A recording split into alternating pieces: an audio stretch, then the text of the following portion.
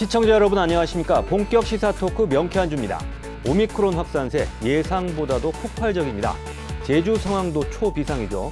코로나 유행의 정점을 향해 가는 가운데 지방선거 레이스도 막을 올리고 있는데요. 오늘 명쾌한주에서는 제주 코로나 상황과 지방선거 판세는 어떤지 이야기 나눠보겠습니다.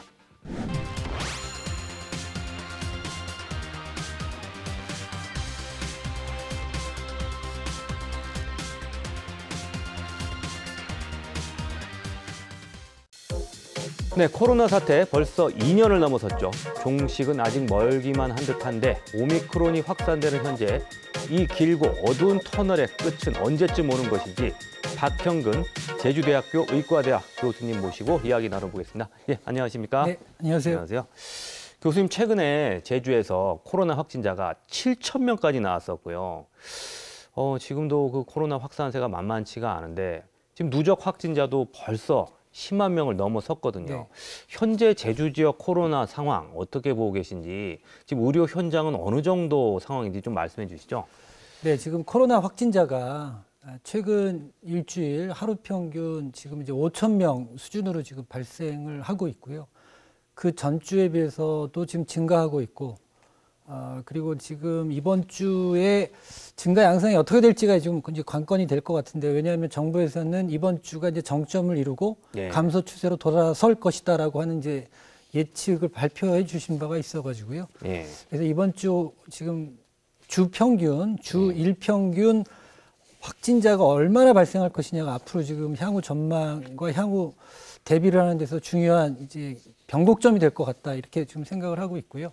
또 하나는 지금 위중증 환자가 계속 늘어나고 있습니다. 그래서 지금 그동안 작년 11월 1일 단계적 일상회복 조치를 이제 중간에 이제 멈춘 후에 위중증 병상들을 좀 많이 늘려왔는데, 그동안 이제 병상 가동률이 지난주부터 50%를 넘기 시작했습니다. 그래서 지금 현재 위중증 병상에 계신 분들이 대체로 한 2주 전에 확진되신 분들이거든요. 그러니까 이제 지난주에 확진되신 분들이 이제 다음 주쯤에 이제 위중증 병상에 들어오기 시작하시면 병상이 좀 부족할 가능성도 있어서 좀 긴장의 끈을 놓지 못하는 상황이고, 사망자 분들도 지금 매일 지금 3분, 뭐 5분, 뭐 6 이렇게 나타나고 있어서 지금 상당히 위중한 상태다, 이렇게 말씀드릴 수 있을 것 같습니다. 지금 사태가 장기화되고 있는데 언제가 과연 유행의 정점인지 아까 잠깐 말씀하셨지만은, 그런데 지금 검사를 안 받는 분도 있다는 뭐 샤이 오미크론 얘기도 나오고 있어서 과연 지금 실제 유행 규모가 정부에서 발표하는, 제주도에서 발표하는 숫자가 맞는지도 지금 확신하기 어려운 상황이고요. 유행 정점 언제쯤 올 걸로 지금 보고 있는 건가요? 예, 확진자 이제 규모와 관련해서는 좀 변수가 지난주부터 생긴 게, 동네 의원에서 신속 항원 검사로 확진되시는 분들의 숫자가 지금 전체 확진자의 절반을 넘어서고 있습니다. 근데 이제 신속 항원 검사에서 양성이 나오시는 분들 중에서 한 5%에서 8%는 실제 감염이 안 됐는데 양성이 되시는 분들, 양성으로 판정받는 분들이 있을 수 있습니다. 지금 검사의 정확도상. 그래요. 그다음에 이제 지금 국장님 말씀하셨던, 지금 굳이 내가 이거 지금 경제생활이 있나? 혼자 살고 계셔가지고 자가격리 부담 때문에 확진을 기피하시는 분들도 좀 있고요. 그다음에 이제 무증상 상태로 감염이 되고 넘어가시는 분들도 있거든요. 그래서 실제 뭐 발표되는 숫자보다는 더 많은 감염자가 발생하고 있다라고 보는 게 맞는 것 같고요. 그다음에 이제 정점이 언제일 것이냐와 관련해서는 그 지금 수학적 모델링을 통해서 매일매일 지금 단기, 중기 예측들을 지금 하고 있습니다. 근데 거기서 여러 가지 변수들이 투입되는데 이 변수들의 좀 불확실성이 좀 높아졌거든요. 오미크론이 이제 유행하면서 객관적 근거가 부족하기도 하고, 그다음에 이제 백신 맞으신 분들이 과연 예방 효과가 얼마일지 뭐 등등의 이제 여러 가지 불확실한 변수들이 있어서 저는 조금 더 갈 가능성이 높다, 좀 이렇게 개인적으로는 생각은 하는데요. 그럼에도 불구하고 이게 뭐 정점이 한두 끝도 없이 늘어지지는 결코 않을 것이다 이렇게 말씀드릴 수 있을 것 같습니다. 초기에는 우리나라의 확진자가 적었잖아요. 네. 제주도도 그렇게 많지는 않았는데 최근에 오미크론 변이가 확산되면서 지금 뭐 세계 최다치다라는 이야기까지 나왔거든요. 이렇게까지 확진자가 늘어난 원인은 뭐라고 보시나요? 1차적으로는 이제 오미크론 변이 바이러스가 등장하면서 과거 델타 변이 그 이전의 변이보다 감염력, 전파력이 이제 매우 높은 형태로 진화되었다는 거가 이제 첫 번째일 것 같고요. 예. 두 번째는 그동안 우리나라가 이제 방역을 잘 해왔다고 스스로도 이제 자평을 해왔는데 적극적으로 검사해서 양성으로 판정된 분들, 감염된 분들과 밀접 접촉자들을 신속하게 확인해서 이제 격리하고 적극적으로 치료 관리를 해왔지 않습니까? 이게 지금 그 일을 하고 실제 그 일을 담당하던 조직들이 이제 일선 보건소에 계신 분들인데 확진자 수가 일정 숫자를 넘어서면서부터 이게 하루 이틀 속도가 늦춰지기 시작한 거죠. 그러면서 이 신속성에서 오미크론 바이러스는 전파 속도가 훨씬 빨라졌는데 비해서 예. 대응 속도는 쫓아가지 못하니까 예. 그래서 이제 스스로 정부에서도 이게 감당이 안 되니까 보건소에서 3T 역할과 기능을 검사를 제외한 접촉자 추적 관리 등등의 기능이 많이 지금 손을 놨습니다. 예. 그러니까 확진자 발생 속도를 늦추는 메커니즘 자체가 굉장히 약해졌다. 이 두 가지가 핵심이라고 저는 생각을 합니다. 예. 그런데 정부에서는 최근에 물론 그 자영업자들의 어려움을 뭐 생각 안 할 수가 없습니다만은 그 방역을 좀 완화하는 방향으로 정책을 실제로 좀 진행하고 있고 좀 검토 중이라고 들었고요. 코로나를 1급 감염병에서 제외하는 방안도 지금 검토 중이라고 들었어요. 이런 부분에 대해서는 어떻게 보고 계신가요? 예, 거리두기 완화 조치가 이제 불가피한 부분은 저도 이제 충분히 이해를 합니다만 예. 지금과 같이 확진자가 증가하고 있는 국면에서는 방역 완화 조치를 취하지 않는 것이 타당하다고 좀 생각을 하고요. 예. 그다음에 이제 그 감염병이 등급이 1등급, 2등급, 3등급, 4등급 그리고 기타 이제 등급들이 기타 이제 명명되는 부분들이 있는데 1등급이라고 하는 감염병은 존재해서는 안 되는 감염병입니다. 우리 사회에. 그리고 이제 4등급은 아예 신고 자체를 하질 않습니다. 이제 그만큼 관리 체계라든지 확진자의 이제 격리 수준과 관리, 그다음에 역학조사 수준 등의 이제 현격한 차이가 있는데 아직은 아니라고 봅니다. 아직은 아니라고 보고요. 저는 이제 이 오미크론 유행의 이 파고가 이제 거의 끝나갈 때쯤에는 이제 검토할 수 있는 조치인데 아직 그 말을 하신 거는 좀 성급하지 않았나 개인적으로 이렇게 평가를 합니다. 정부에서도 뭐 신중하게 검토 중인 걸로 알고 있습니다. 그렇다면 이 오미크론에 대해서 이야기 나눠봐야겠는데요. 지금 현재 그 확진자가 뭐 엄청나게 늘어나고 있고 위중증 환자, 사망자 숫자도 거기에 비례해서 많이 늘어나고 있죠. 그런데 처음에 얘기가 어떤 이야기가 있었냐면은 경증 환자나 무증상인 경우가 많다. 그래서 계절 독감 수준으로 봐도 될 거 아니냐는 이야기도 있었고요. 또 반면에 실제로 감염이 돼서 확진이 되신 분들은 상당히 아팠다는 분들도 계세요. 그리고 지금 현재 그 고위험군들은 또 여기에 조심해야 된다는 또 실제로 사망자들도 나오고 있고요. 이 오미크론은 기존의 코로나와 비교해서 어느 정도의 그 치명률을 가졌다고 지금 봐야 되는지, 어느 정도 위험한 수준으로 봐야 되는지 좀 말씀해 주시죠. 네, 그 코로나가 처음 등장했을 때 초기에 코로나 감염자의 치명률이 한 2.5% 정도 수준이었습니다. 2.5%. 2.5%. 예, 2.5%. 우한에서 처음 시작됐을 때요. 2.5%. 이렇게 근데 지금 현재 우리나라에서 오미크론으로 감염되신 분들의 치명률을 보면 0.18%입니다. 0.18%. 예, 0.18%니까 거의 20배 정도 줄어든 거죠. 많이 낮아지긴 했네요. 예, 많이 낮아졌습니다. 이제 이게 이제 왜 낮아졌냐면 두 가지인데요. 첫 번째는 이제 백신 접종의 효과고요. 두 번째는 오미크론 변이 때문에 이제 낮아졌다고 보시면 될 것 같습니다. 두 개가 이제 가장 컸다고 봐야 될 거고요. 근데 이제 간혹 이 언론에서 그리고 이제 정부에서도 그런 표현을 쓰시긴 했는데 치명률이 계절 독감 수준으로 낮아졌다. 예. 이제 이 말씀을 하시는데 1년에 독감으로 돌아가시는 분들이 전국에서 예. 한 3,000명에서 5,000명 수준 봅니다. 아, 근데 지금 지난주에 돌아가신 분들이 거의 2,000명이거든요. 비교하기는 어렵겠네요. 예, 이게 왜 그러냐면 발생 규모 자체가 다릅니다. 예. 독감과 지금 코로나 오미크론 변이 바이러스의 전파력은 비교할 수가 없는 수준이고요. 전파력이 워낙 예, 높기 이게 때문에. 지금 뭐 6, 7배 정도 추정을 하고 있고, 이렇게 많이 감염자가 발생을 하면 아무리 치명률이 낮은 수준이라 하더라도 우리가 이제 흔히 그 쪽수로 덤비면 예. 장사 없다고. 예. 그러니까 이게 단기간에 너무 많은 환자가 발생하면 저는 이 우리 사회에 미치는 영향력과 위험성은 무시할 수 없다. 결코 아직은 안심할 수준의 유행병이 아니다. 이렇게 좀 말씀드리고 싶습니다. 그래요. 그런데 뭐 지난해 말부터 계속 지금 오미크론 때문에 중단되긴 했지만 일상 회복을 해야 된다는 이야기들은 있었거든요. 지금 얘기 들어보면 오미크론 아직 위험하긴 한데 지금 초기에 비해서는 치명률이 많이 낮아졌네요. 네, 그렇다면 네, 이것이 어떤 지금 섣부르긴 합니다만은 이걸 잘 극복하면 위드 코로나 일상 회복으로 갈 수 있는 어떤 단초는 될 수 있을 거라고 보시나요? 예, 지금 저는 이제 일상회복으로 넘어가기 위해서 필요한 게 지금 이 유행의 파고를 우리가 잘 넘어가는 거라고 생각을 하고요. 잘 넘기기 위해서는 지금 코로나에 감염되신 분들 중에서 위중증 상태로 빠지시는 분들을 적극적으로 조기에 잘 치료하는 게 중요하다고 생각을 하고요.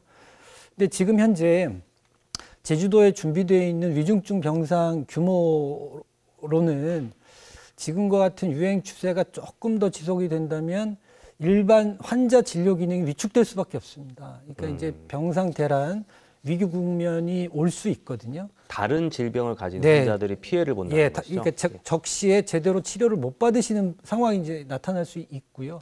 그다음에 이제 병원에 입원하셨다가 감염으로 좋지 않은 결과를 맞으실 수도 있습니다. 그래서 이제 그러기 위한 충분한 대비책이 필요하다고 생각을 하고요. 지금 현재 발생하는 환자 규모를 놓고 봤을 때 이 유행은 두세 달 그 전에는 확실히 이제 잦아들 겁니다. 근데 그때의 본격적인 우리가 단계적 일상 회복을 논의할 수 있다, 그리고 준비할 수 있다고 보고요. 근데 이제 지금 앞으로 남은 한두 달의 이 위기 상황을 슬기롭게 잘 대처하는 게 필요하다고 생각을 하고, 그러기 위해서는 도정에서의 아낌없는 예산과 정책 그리고 관리가 필요하고, 그리고 지금 위중증 환자들이 이제 병원에서 거의 이제 꽉 차가는 상황이 되면 일반 병실을 해서 코로나 환자를 좀 봐야 됩니다. 분리를 해서.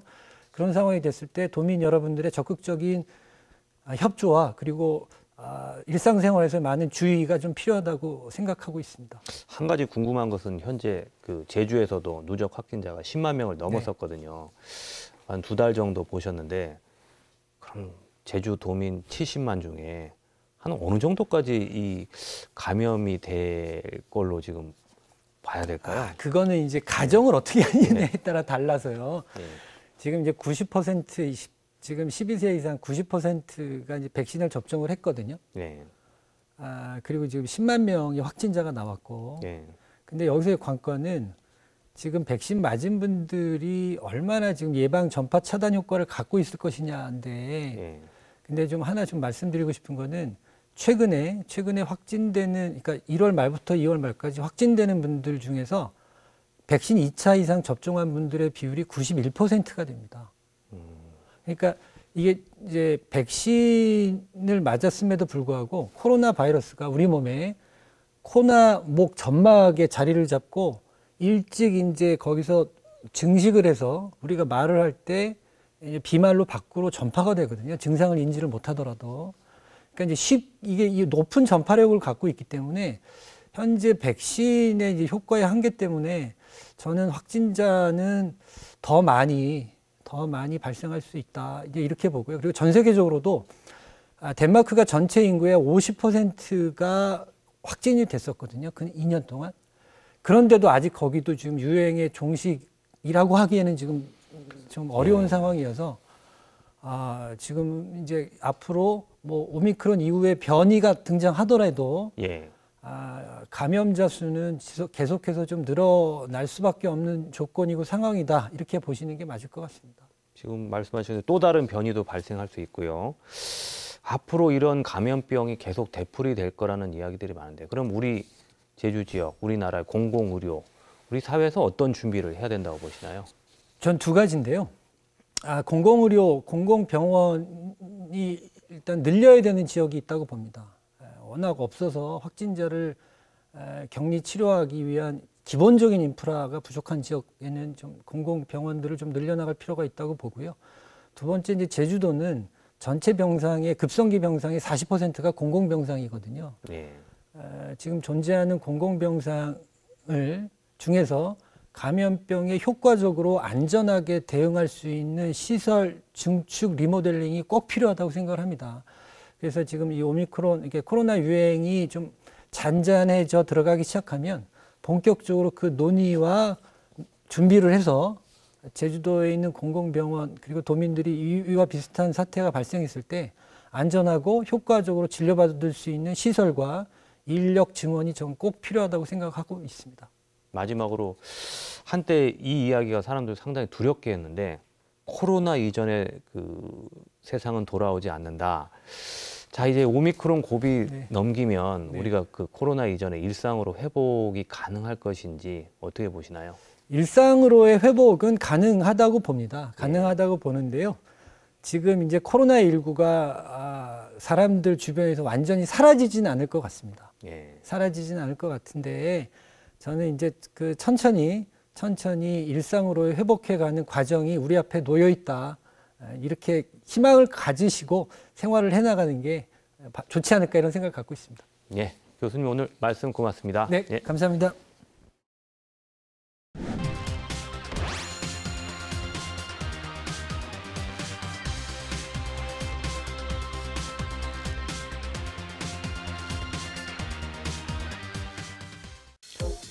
네, 지방선거가 다가오면서 제주에서도 후보군들의 움직임이 드러나고 있는데요. 이제 2달여 앞으로 다가온 지방선거 두 분의 패널과 함께 판세 전망해 보겠습니다. 그 부상일 변호사님은 원래 지난주 방송에 출연하기로 하셨는데 뭐 개인적인 사정으로 나오시진 못하셨습니다만 대선 결과 정확하게 맞추셨어요. 전국적으로는 윤석열 후보가 당선되지만 제주에서는 이재명 후보가 승리하면서 이번에는 제주가 대선에 민심 풍향계가 되지 못할 것이다 라고 예측하셨는데 이번 그 결과 어떻게 예측하셨는지 그리고 또 한 가지 원래 비하인드 스토리도 한 가지 있다고 이야기하셨거든요. 어떤 게 있었던 겁니까? 예.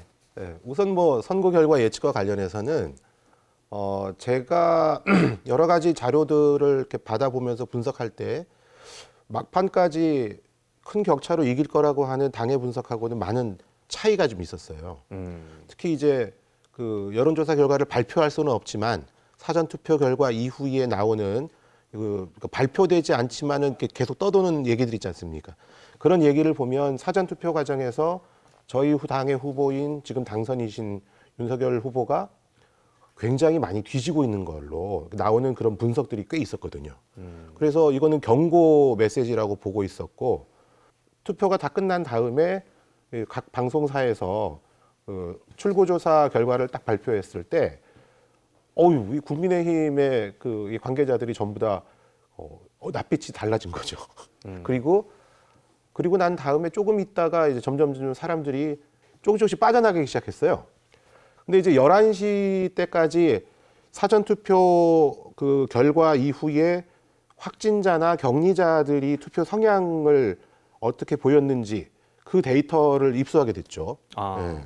그리고 데이터를 입수한 다음에 사전투표하고는 달리 본투표 때는 6시부터 7시 반까지 확진자하고 격리자만 따로 투표를 했기 때문에 그 시간에 투표한 사람 수가 정확하게 나와요.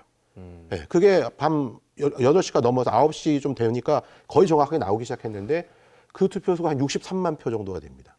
그래서 그 사전 투표했을 때의 확진자와 격리자들의 투표 성향을 거기에 대비해서 이제 다시 계산을 해봤죠. 시뮬레이션을 쭉 돌려보고 또 이제 재외국민 투표가 있지 않습니까? 재외국민 투표는 사실은 저희가 거의 반반까지 올라갔다 굉장히 성공적으로 이번 선거를 치르고 있다라는 판단을 하고 있었는데 막상 선거 결과는 굉장히 큰 차이가 났습니다. 우리가 많이 졌죠. 재외국민에서. 근데 하여튼 그 재외국민 투표는 따로 데이터가 없었기 때문에 투표 수만 있었죠. 그 두 개를 시뮬레이션 했더니 제가 계산한 걸로 0.8%로 이긴다. 그래서 그게 이제 11시 넘어서 이제 보고가 되기 시작했는데 그거 때문에 그런지 모르지만 12시쯤에 다시 또 사람들이 막 모이기 시작했어요. 그리고 12시 반에 역전했고.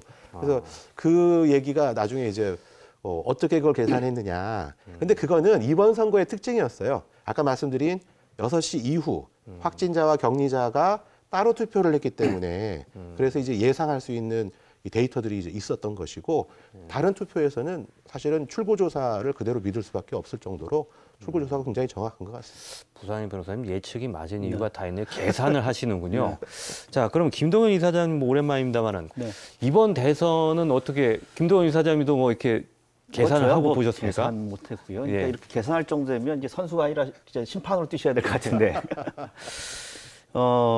저는 이제 그냥 오랫동안 선거를 봐본 경험에 의하면, 그러니까 선거 격차가 중반 들어서면서 좀 벌어졌다라고 생각을 했고요. 예. 나중에 이제 막판 종반전 가면서 윤석열 후보가 내뱉는 언어들, 특히 이제 국민의힘에서의 선거 캠페인이 이기고 있는 자의 캠페인이 아니구나.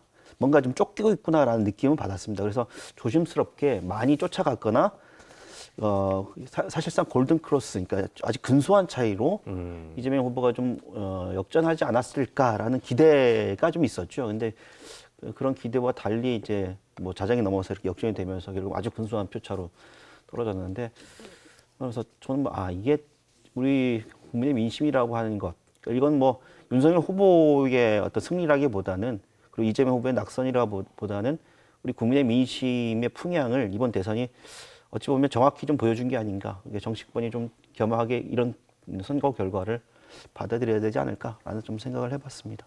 네, 그렇다면 우리가 주목할 것은 제주 지역 투표 상황인데 다른 지역 전국적인 결과와는 달리 제주에서는 윤석열 당선인이 한 10%포인트 차이로 이재명 후보에게 뒤처졌어요. 이게 적지 않은 차이인데 이번 대선 결과, 지금 지방선거가 얼마 남지 않았단 말이죠. 지방선거에는 어떤 정도 영향이 있을 걸로 보시는지 말씀해 주시죠. 글쎄요, 저는 이게 이제 민주당에서 선전했다라고 볼 수도 있겠지만 또 여러 가지의 그 변수들이 작용할 수도 있겠다라는 생각이 듭니다. 특히 이제 제주 지역에서는 4.3과 관련된 이런 여러 가지 이슈들도 있고요. 뭐 개발 이슈도 있겠지만 또 한편으로는 이제 윤석열 후보의 가장 그 선거 캠페인에서 선거 정책 관련된 본부장을 맡았던 원희룡 전 지사가 있지 않습니까? 그러니까 그런 원희룡 전 지사에 대한 저희 도민들의 어떤 판단, 그것도 일정 부분 작용하지 않았을까. 그리고 또 한편으로는 그동안 민주당 정부와 이제 국민의힘 정부, 보수 정권 하에서의 제주도에 보여줬던 여러 가지 어떤 정책적인, 과거 이제 MB 박근혜 정부 때 경험했기 때문에 그런 어떤 정치적 경험들이 결국 도민들이 이런 판단을 하는데 영향을 준 게 아닌가라는 생각을 해봅니다. 예, 부상희 변호사님 어떻게 보시나요? 제주 투표 결과를 보면서 저는 국민의힘 제주도당만이 아니라 국민의힘 전체에 가장 강력한 이 경고 메시지를 준 그러한 의미가 있다고 저는 생각을 합니다. 왜 그런가 하면은요. 우선은 제주도가 그동안 풍향계라고 했지 않습니까? 그 풍향계라고 하는 것은 제주도가 가지고 있는 특성이 반영됐기 때문에 그런 것인데, 신승을 한 윤석열 후보의 입장에서는 여전히 제주도가 정치 풍향계라고 하는 그 의미를 잘 이해를 하고 계셔야 된다는 원인이라고 생각합니다. 그러니까 제주도 도민의 민심이 10% 차이 이상 상대 후보에게 가 있다는 것을 윤석열 당선자께서도 명심하지 않으면 국정을 앞으로 이끌어감에 있어서 아마 그 어떤 대통령보다 굉장히 어려움에 처할 수 있다는 것. 그러기 때문에 자신을 반대하는 세력을, 이제는 대통령 당선자가 되셨기 때문에요. 반대하는 세력에게도 대통령으로서 이제 취임을 하실 거 아닙니까? 그래서 반대 세력을 어떻게 포용할 수 있느냐를 보여줘야 되는 시험대에 올랐다. 저는 그렇게 생각합니다. 그래서 지방선거가 대통령 취임이 5월 10일이고 그로부터 20일 뒤에 지방선거가 있는데, 그 과정에서 상대를 어떻게 포용하는지를 보여주지 못한다면, 그러니까 대통령 취임 준비부터 포함되겠죠. 그걸 보여주지 못한다면 여전히 전국의 민심을 대변하는 제주의 민심을 다시 확인하게 될 것이다. 그 경고의 메시지를 저는 담고 있다고 생각합니다. 예, 이제 지방선거가 이제 얼마 남지 않았는데 뭐 정당별로 살펴보면요, 민주당은 이번에 그 대선에서는 졌지만 적지 않은 득표 0.73% 포인트 차이였기 때문에 지방선거에서도 해볼 만하다라고 볼 수도 있고요. 또 국민의힘도 역시 그 새 정부가 출범하는 시기 아닙니까? 그래서 그 대선 승리의 여세를 이어간다든지 또 윤석열 당선인에 대한 어떤 기대 심리, 양측 다 만만치가 않을 걸로 보이는데 이번 지방선거 전체적인 판세 좀 섣부르긴 하지만 어떻게 보고 계신가요? 부산일 변호사님도 여러 차례 지적하셨지만 이번 지방선거는 대선의 종속 변수가 될 가능성이 높다라고 하는데 이제 그럴 가능성이 높죠. 다만 이제 우려스러운 거는 여러 가지 변수들이 많다라는 겁니다. 그러니까 10% 차이로 민주당이 선전을 했죠. 근데 가만히 들여다보면 국민의힘은 현역 의원이 없어요. 또 도의원도 현역 의원이 얼마 되지 않잖아요. 그러니까 민주당의 조직력이 결국은 이렇게 10% 차이인데, 근데 조직력 치고는 그 10% 차이가 전 만족스러울 만한 수치인가? 라는 부분들은 좀 따져볼 필요가 있다. 그 얘기는 뭐냐면 국민의힘에서의 윤석열 후보, 물론 정권 교체에 대한 여러 가지 어떤 그 보수 유권자들의 민심도 있겠지만 국민의힘 쪽에서도 후보가 누구가 되느냐에 따라서 민주당이 갖고 있는 조직세를 돌파할 수 있는 가능성이 없진 않겠다. 그래서 이번 지방선거는 민주당이 10% 차이가 났기 때문에 이번 구도상에서는 민주당이 유리하다, 국민의힘이 불리하다. 저는 섣불리 그렇게 이야기가 상당히 어려운 게 돼버렸다 이렇게 생각합니다. 네. 그 제주 지역인 경우에도 도의원 수가 압도적으로 민주당 쪽이 많지 않습니까? 그런데 그렇게 압도적으로 민주당 수가 많은 곳 중에 하나가 또 서울이 있습니다. 서울시 의원의 구성을 보면은 국민의힘 쪽에 그 소속된 그 의원 수가 제가 알기로 2점 몇 프로? 네. 네, 그 정도밖에 안 되죠. 그런데도 불구하고 서울에서는 윤석열 후보가 앞섰어요. 그것도 서울에서 앞선 표가 사실은 0.73%의 승리의 견인력이 되었다라고 평가를 받습니다. 이거는 무엇을 뜻하느냐 하면 결국은 이제 도민들이 단순한 조직력의 움직임에 의해서 표심이 좌우되는 그런 시대가 이제는 지났다는 것입니다. 그럼에도 불구하고 대통령 선거 때 10% 이상, 제주시 지역 같은 경우는 13% 가까이 차이가 났는데요. 그 13%의 차이라는 것은 엄청난 차이 아닙니까? 근데 그런 것을 조직력으로만 평가하기에는 미흡한 부분이 없지 않지만 그럼에도 불구하고 제주에서 민주당세가 선전한 것은 조직력의 표가 있다. 그러면 이제 지방선거에서 그 조직력을 앞세워서 선거를 계속 이끌어갈 수 있느냐에 대해서 우리가 고민을 안 해볼 수가 없는데 거기에 가장 중요한 변수가 아까 말씀드렸던 윤석열 당선인이 어떤 정치 행보를 하느냐, 거기에서 이 조직력의 표를 어떻게 보면 와해까지 시킬 수 있을 만큼 강력한 힘을 갖고 있다고 생각합니다. 그게 대통령 선거의 결과가 지방선거까지 이어지는 이 매개체가 된다고 보는 것이고요. 그런 점에서 국민의힘 쪽에 도의원 후보나 도지사 후보를 좋은 분을 잘 선택을 해서 이 좋은 분이라는 것은 기존의 그 인재군에서만 선택하지 않는다는 의미를 갖고 있습니다. 예. 좋은 분을 잘 발굴을 해서 한다면 짧은 선거 기간이지만 오히려 시너지 효과가 나서 이번에는 좀 다른 결과, 대통령 선거보다는 훨씬 좋은 결과를 낼 수 있을 것이라고 저는 생각합니다. 이게 결국은 인물이다 이런 말씀이시네요. 그렇죠. 예. 예, 예. 자, 그러면 이번엔 본격적으로 제주 도지사 후보군 살펴보겠는데요. 먼저 더불어민주당에서는 김태석 전 제주도의회 의장, 문대림 전 JDC 이사장, 오영훈 국회의원 3파전으로 거의 압축이 돼가는 분위기인데 최근에 언론사들의 여론조사를 봐도 여론조사에서는 문대림 이사장, 오영훈 의원이 어느 정도 지지율에서는 민주당 후보군뿐만 아니고 전체적으로도 양강 구도를 형성하고 있거든요. 아직 섣부르긴 한데 민주당 후보군들의 초반 판세는 좀 어떻게 보고 계신가요? 사실상 지금 같은 구도에서는 현역 의원인 오영훈 의원과 그다음에 JDC 이사장을 지냈던 문대림 전 이사장의 양자 대결이 될 가능성이 대단히 높다 이렇게 보고요. 다만 이제 문제는 뭐냐면 아마 그 오영훈 의원도 고민이 많을 거예요. 왜냐하면 도지사를 출마하게 되면 현역 의원을 직을 던져야 되는 부분이 있기 그렇죠. 때문에 그것에 대한 도민들의 평가가 어떻게 될 것이냐 이런 부분들에 대한 고민도 상당히 많을 것이고 뭐 대선에서 이재명 후보가 승리를 했으면 네. 그런 고민이 좀 덜했을 텐데 지금 국회에서 지금 야당이 돼버렸는데 예. 야당의 의석 한 석 한 석이 굉장히 소중하지 않습니까? 예. 이런 정국이 되면 그래서 그런 부분에 대한 고민이 상당히 깊을 수밖에 없고 아마 유권자들도 이제 특히 정치의 고관여층 같은 경우는 그런 판단들도 하지 않을까라는 생각을 합니다. 네. 부상의 변호사님 어떻게 보십니까? 저도 이제 김동현 박사님의 견해에 동감이고 거기에 이제 좀 더 그 기술적인 부분, 네. 공천을 하게 되면은 항상 그 공천의 기준이 어떤 것이 되느냐가 중요하지 않습니까? 네. 아마 저희 국민의힘 같은 경우에도 최근에 그 최고위에서 의결을 한 것처럼 현역 의원이 출마하는 경우에 우리 핸디캡이라고 하잖아요. 감점 사례 그 요인이 되거든요. 예. 저희 국민의힘은 현역 의원인 경우는 뭐 10점, 네. 그다음에 무소속 출마 경험이 있는 사람은 15점에 감점을 하겠다고 했는데 네.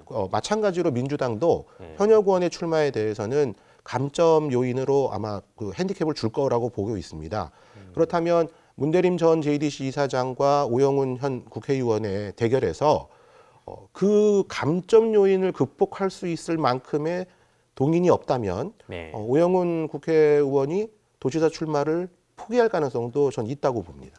근데 이제 국민의힘 공천 룰을 민주당에 뭐 적용하면 오영훈 의원이나 문대림 전 이사장이나 비슷해요. 그러니까 문대림 전 이사장 같은 경우 무소속 출마 경험이 있기 때문에 국민의힘 공천율을 그대로 하면 한 15점 감점이 되고 뭐 현역 의원에 대해서 국민의힘 공천율을 적용하면 10점이잖아요.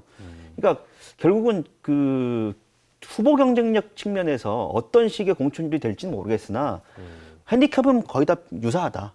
다만 이제 아마 그렇게 되면 당 경선의 어떤 조직력 싸움이 될 텐데 그 부분을 좀 지켜봐야 되지 않을까라는 생각합니다.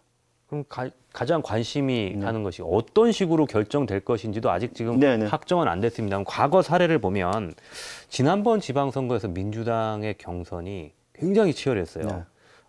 당시에 김우남 전 의원과 문대림 그 JDC 이사장이 그 당시에 이제 경선에서 맞붙었는데 폭로전 지금도 네. 기억납니다만 뭐 당원 명부 유출이라든지 뭐 여러 좀 감정적 대립으로 간 것은 아니냐 하는 우려까지 나올 정도로 굉장히 극심한 대립이 있었거든요. 그래서 이번에 그때 당시에 선거에서 원팀으로 선거를 뭐 표면적으로 치렀는지 모르겠습니다만은 그런 부분에서도 좀 문제가 있었던 걸로 지금 기억이 나는데요. 이번에 민주당이 과연 경선을 선택할 것인지, 경선을 할 경우에 아름다운 경선으로 해서 시너지 효과를 내는 경선이 될 것인지 이 부분도 어떻게 보시나요? 그러니까 선거는 기본적으로 구도와 임무의 차이의 대결일 텐데 지금 민주당 쪽에서는 지난번 지방선거는 구도가 굉장히 좋았잖아요. 예. 그러니까 소위 말하면 질 수 없는 구도에서 지게 된 거잖아요. 예. 그러니까 그 여러 가지 요인이 있습니다. 가장 중요한 건 원팀이 안 되는 부분들. 근데 왜 원팀이 안 되느냐면 민주당 경선을 통과하고 나면 당선 가능성이 굉장히 높다라고 판단했기 때문에 네. 내부에서 경쟁이 굉장히 치열했던 거죠. 그럼 그 상황이 이번 지방선거에서 달라질 것인가? 저는 그렇지 않다고 봐요. 그러니까 이번에 대선의 득표율이 한 10% 정도의 차이 난 게 오히려 민주당 내부에서는 독이 될 가능성이 높다. 왜? 이렇게 되면 민주당 후보가 되는 순간 도지사가 될 가능성이 높다라고 각 후보 진영에서 판단하게 된다면 그 어느 때보다 지난번 지방선거와 똑같이 치열한 경쟁이 될 수밖에 없고 그 치열하게 경쟁을 하면 서로 각 후보가 내상을 입을 수밖에 없죠. 그러니까 우리 대선 때 이낙연 후보하고 이재명 후보와의 치열한 공방전이 있었기 때문에 상당히 이제 오랜 시간 동안 여러 가지 말들이 많았지 않습니까? 그럼 지방선거는 대선보다 훨씬 더 일정이 짧죠. 그러면 글쎄요, 이렇게 상당히 그런 부분이 민주당 내에서 어떻게 봉합하고 잘 갈 것인가, 화학적 결합을 할 것인가 이런 부분들이 아마 큰 과제가 아닐까라는 생각을 해봅니다. 네. 부상의 변호사님은 어떻게 보시나요? 아름다운 경선이 될 가능성이 적다는 것은 저도 같은 생각입니다. 특히 그 짧은 시간 동안에 지지세를 얻어야 되는 이번 선거의 특징이 있어요. 그전에는 예비후보 등록 때부터 경선까지의 그 상당히 긴 시간 동안 조직력을 정비하고 할 수 있는 시간이 있었는데 이번은 대선 때문에 지방선거 출마 예정자들이 자신의 선거운동을 할 수 없는 상황이었습니다. 당연히 조직력을 갖추기도 쉽지가 않았죠. 그러다 보면 결국 네거티브전에서 상대방의 가점 포인트를 깎아내리는 것이 가장 짧은 시간에 효과적인 공격 포인트이어서 이제 그 부분에 치중할 가능성이 높다고 봅니다. 그럼 예를 들어 오영훈 국회의원이 현직을 그만두고 나오게 되면 원희룡 지사가 현직 그만두고 출마한 것에 대해서 집중 포화를 날렸던 그 과거의 말에 발목이 잡히게 될 것이고 또 반대로 문대림 이사장 같은 경우에는 질 수 없는 구도의 선거에서 졌다고 하는 과거의 그 경력 그런 부분들이 분명히 발목 잡기에 네거티브전의 소재가 될 거라고 생각합니다. 그래서 아름다운 경선으로 끝나기가 쉽지 않겠다. 저도 예. 그렇게 생각합니다.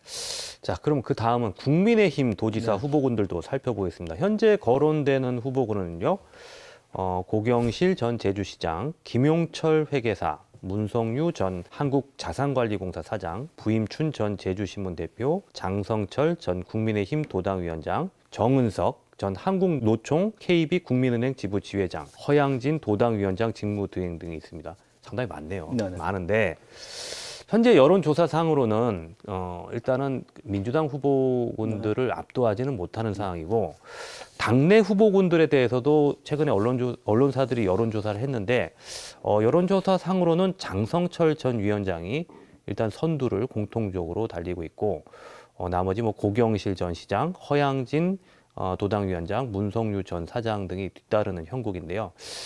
현재 뭐 후보군이 아직 많은 상황인데 국민의힘 후보군들의 초반 판세는 어떻게 보고 계십니까? 글쎄요, 저는 뭐 지금 현재로서는 두각을 나타내는 후보가 없죠. 그래도 아마 국민의힘 중앙당에서도 고민이 깊지 않을까. 왜냐하면 지금 아까 제가 민주당 사례 얘기하고 원팀 경선 과정이 치열할 것이다 이렇게 말씀드렸는데 이렇게 경선 과정이 치열하게 진행되는 민주당에 비하면 국민의힘에서는 상당히 좀 후보군이 인물이나 이런 인물 경쟁력이나 이런 부분에 좀 약할 수밖에 없는 구도거든요. 예. 그러면 지금 상황에서 그 거론됐던 후보들 가운데 누군가가 후보가 된다고 한다면 물론 민주당에서는 치열하게 내상을 겪겠지만 양강 구도에서 1대1 구도에서 과연 민주당 후보를 와의 경쟁력이 있을까? 지금 현재 상황으로 보면 상당히 어려운 상황은 분명히 보여요. 그럼 국민의힘에서는 고민이 깊을 수밖에 없죠. 지금 후보가 아닌 뭐 전략 공천을 하거나 아니면 새로운 후보를 찾거나 여러 가지 고민이 깊을 수밖에 없지 않을까 그런 생각이 들고요. 그런 고민 속에서 뭐 가능성이 좀 낮긴 하지만 지금 거론되고 있는 인물이 아닌 제3의 인물이 등장할 가능성도 배제하기는 상당히 어렵다 이렇게 생각합니다. 예. 부상일 변호사님은 어떻게 보고 계십니까? 사실 굉장히 저는 이제 우려스러운 상황이라고 봐요. 예. 그러니까 저희 국민의힘의 후보군들의 언급되시는 분들이 다 훌륭하신 분들이신데 예. 다만 이제 여론조사의 객관적 데이터를 보면 상대 당의 후보가 누가 되더라도 그 완벽한 경쟁력을 갖추고 있느냐라는 차원에서 좋지 않은 결과가 나오고 있는 것은 사실이기 때문에 그렇습니다. 그렇다면 저는 국민의힘의 선거 전략은 전략 공천 형식으로 제3의 인물을 내려보내는 방식은 지금은 오히려 안 맞을 수 있겠다. 오히려 지금 경쟁하고 있는 후보군들이 경쟁 관계에서 인지도를 훨씬 많이 높이고 또 선거 준비를 제대로 할 수 있는 시스템의 뒷받침이 더 필요하다고 저는 생각을 합니다. 근데 그렇게 하려면 사실은 이 모든 사람이 다 경쟁하게 하는 것으로 놔둬서는 안 되고 경쟁력이 그래도 있을 만한 후보 적합도 조사를 해야 되는 것이죠. 후보 적합도 조사를 해서 경쟁력이 있을 만한 사람 두세 사람을 추려가지고 그 사람들이 강하게 경쟁하게 하는 그 판을 깔아주는 것이 중앙당에서 해야 될 일이라고 생각합니다. 근데 그런 측면에서 지금 저희 국민의힘은 지방선거 기획단, 그러니까 공천관리위원회는 위원장을 이제 임명을 하셨어요. 정진석 국회 부의장님이 되셨는데 그분이 해야 되는 공천관리의 문제와 더불어서 지방선거 기획단을 원래는 지금 다 꾸려져 있어야 되는 상황인데도 불구하고 대선 때문에 이제 꾸리고 있거든요. 그게 꾸려지면 아까 말씀드렸던 경쟁력이 그래도 있다고 볼 수 있는 후보 적합도 조사를 통과한 그런 후보들을 바탕으로 해서 판을 잘 깔아주고 그다음에 중앙당에서 그간 제주도가 사실은 변방이라고 크게 신경을 안 쓰는 그런 부분도 있었거든요.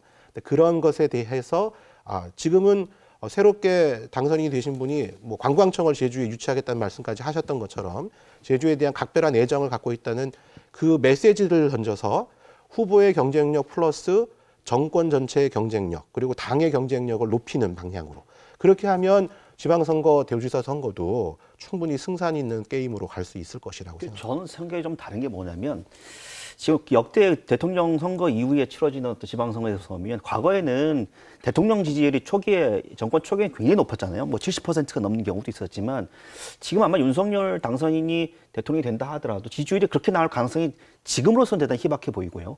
특히 이제 제주도 내에서 10% 넘게 차이가 났기 때문에 그런 부분들이 예를 들면 대통령이 갖고 있는 일종의 후광 효과가 과거 선거처럼 적용될 가능성이 지금으로서는 그렇게 적을 것 같다라는 생각이 듭니다. 그리고 또 하나는 지금 국민의힘에서 거론되고 있는 분들 중에 정치 경험이 대부분이 없어요. 그럼 선거를 치러본 경험이 있다 하더라도 승리해본 경험이 없거든요. 그러면 이런 부분들이 이게 선거라고 하는 건 굉장히 좀 그 고도의 어떤 전략도 필요하고 다양한 경험들도 필요할 텐데 그걸 후보 개인의 경쟁력으로 돌파할 수 있을까라고 하는 측면을 보면 구도상으로는 현재로서는 민주당 후보군들이 조금 유리한 것만은 분명해 보인다 이런 생각이 좀 듭니다. 반론하시겠습니까? 지금 현재 민주당 후보들이 유리하다는 그 부분에 대해서는 저도 반론하지 않겠습니다. 네. 그건 객관적 사실이니까. 그런데 이제 향후에 벌어지는 일이 어떻게 벌어질 것이냐가 선거의 묘미잖아요. 그 대통령 당선인이 지금 현재 뭐 여러 가지 이슈에 의해서 또 0.73%의 박빙의 승부를 벌였다는 점에 있어서 대통령 당선인의 지지율이 과거에 비해서는 낮다는 거 인정합니다. 실제로 그렇게 나오고 있죠. 그런데 그게 초기이기 때문에 충분히 이것을 뒤엎고 오히려 이렇게 치고 올라갈 수 있는 여지를 남겨놓고 있다. 그리고 그 기간이 뭐 한 50일 이상 충분하게 저는 남아있다고 생각합니다. 그렇기 때문에 과거에 대통령 당선인이 취임과 동시에 벌어지는 선거가 있다면 그 선거가 천하무적이라는 말이 나올 만큼 그 새에 편승했던 그 효과가 이번에도 저는 있을 거라고 생각합니다. 자, 그럼 그 국민의힘도 지난번 지방선거 그 전례를 보면요. 당시에 공천 과정이 어땠는가 보면 지난번 지방선거에서 이제 원희룡 전 지사가 탈당해서 무소속으로 출마하면서 일찌감치 김방훈 후보를 전략 공천을 했죠. 그 당시에 3월 초순에 그 전략 공천했더라고요.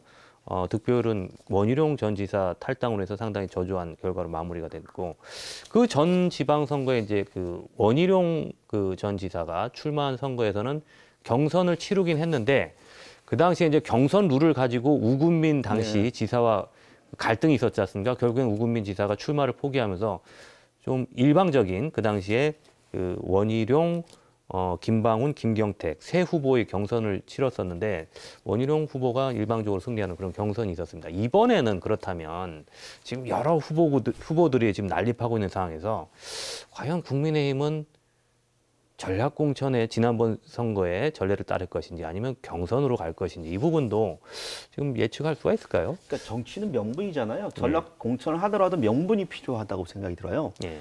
원희룡 지사가 처음으로 지사 선거에서 후보가 될 수 있었던 이유는 지금 소위 말하면 제주판 삼김 교체라는 어떤 세대 교체에 대한 어떤 제주에서의 시대 정신 이게 하나의 명분이 됐기 때문에 원희룡이라고 하는 정치적 상품이 결국은 도민들에게 이 호소력을 가질 수 있었던 건데 지금은 그런 명분이 있나요? 그런 명분이 없습니다. 그래서 전략 공천 뭐 이런 부분들 했지만 명분을 찾기가 쉽지 않을 거다. 그리고 제3의 인물을 찾기도 쉽지 않은 상황이다. 그러면 지금으로서는 국민의힘에서는 대통령에 대한 후광 효과, 이 대통령이 당선됐으니까 그런 부분들에 대한 어떤 그 여당 후보, 힘 있는 여당 후보, 여당 도지사가 되어야 된다. 라는 어떤 전략이 있을 텐데 과연 지금 같은 제주도의 어떤 지역 선거에서는 그게 과연 될까? 왜냐하면 지난번 김방훈 후보 같은 경우는 녹색당 후보보다 뒤쳐졌잖아요. 그래서 그런 부분들이면 오히려 저는 이제 국민의힘보다 또 다른 후보들이 제3의 후보군들이 오히려 이번 선거에서 굉장히 좀 중요한 어떤 키포인트가 될 가능성도 적지 않다 이렇게 봅니다. 부상희 변호사님은 이번에 당내 후보 결정 과정은 어떻게 진행될 걸로 보십니까? 저는 그 전략 공천은 없을 거라고 생각합니다. 전략 공천은 없고 다만 이제 새로운 후보를 발굴을 한다 하더라도 아까 말씀드렸던 경선판에 참여하는 방식으로 하는 게 맞다고 생각하고 그렇게 할 거라고 저는 예측합니다. 그러니까 새로운 후보가 더 들어가서 아까 말씀드렸던 후보 적합도 조사에 의해서 적합하다고 판단되는 후보 2-3명 정도를 추려가지고 경선판을 아주 세게 붙일 거라고 저는 생각을 해요. 그런 과정에서 아까 김동현 박사님 말씀하셨던 것처럼 대통령의 후광 효과를 얻으려면 사실은 그 도지사 후보가 된 사람이 대통령과의 관계가 어떠냐라는 것도 중요하고 그만큼 중요한 또 하나가 있습니다. 후보자가 말한 것을 지킬 만한 능력을 갖고 있을까? 그냥 뭐 다른 사람이 한 얘기를 앵무새처럼 되뇌이는 후보는 당연히 신뢰감이 떨어져서 안 되겠죠. 그래서 이번 경선판에서는 그런 후보, 즉 대통령과의 관계가 어떨까? 그다음에 두 번째, 그러면 저 후보가 하는 말이 그런 관계나 그 사람이 갖고 있는 경력, 뭐 학력, 지식 이런 것들을 바탕으로 실제로 추진할 수 있는 사람이냐의 그 방점이 찍힐 거라고 봅니다. 네. 그럼 이제 제3지대도 좀 살펴보겠습니다. 현재 거론되는 후보군은 부순정 제주 녹색당 공동운영위원장, 박찬식 시민정치연대 제주가치 공동대표, 일찌감치 지금 도지사 예비 후보로 등록을 했고요. 지금 정의당에서는 아직까지 후보자가 명확하지 않은 상황인데 최근에 출마 의지를 밝혔던 고병수 정의당 전 위원장이 지금 박찬식 대표와 단일화를 지금 논의를 하기 시작했다는 뉴스가 있었어요.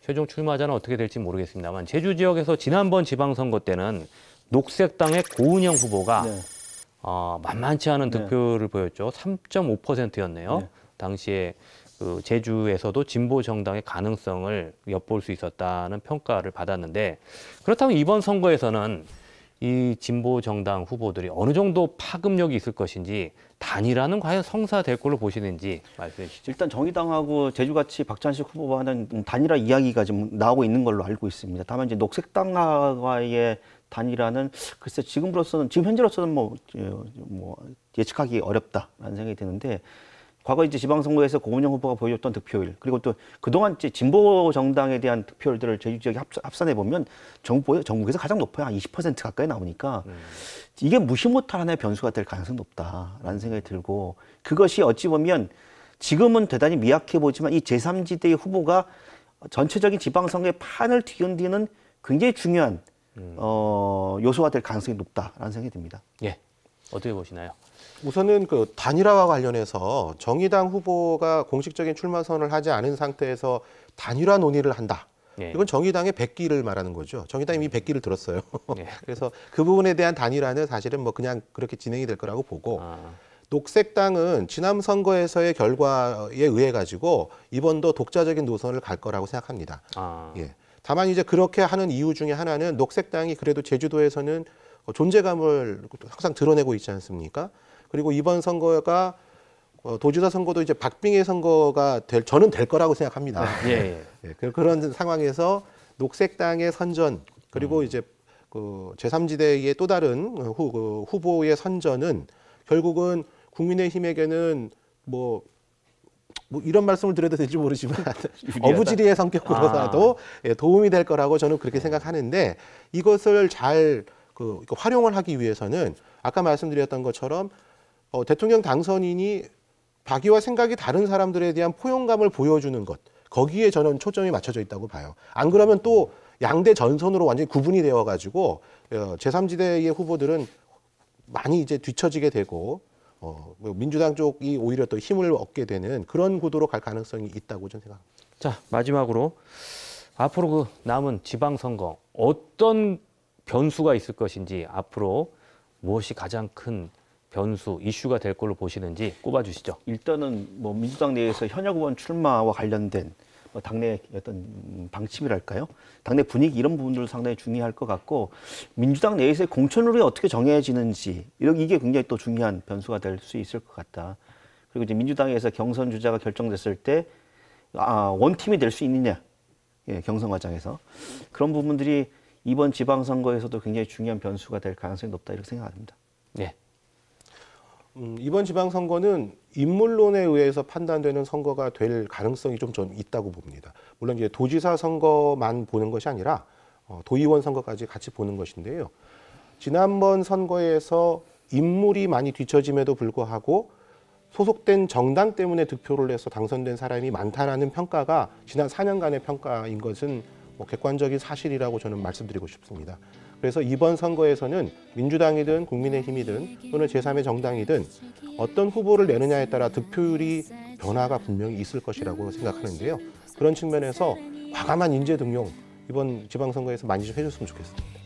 네, 남은 2달 동안 유권자들의 선택 중요할 수밖에 없습니다. 자, 오늘 늦은 시간까지 시청해 주셔서 고맙습니다. 명쾌한 주 다음 주에 뵙겠습니다.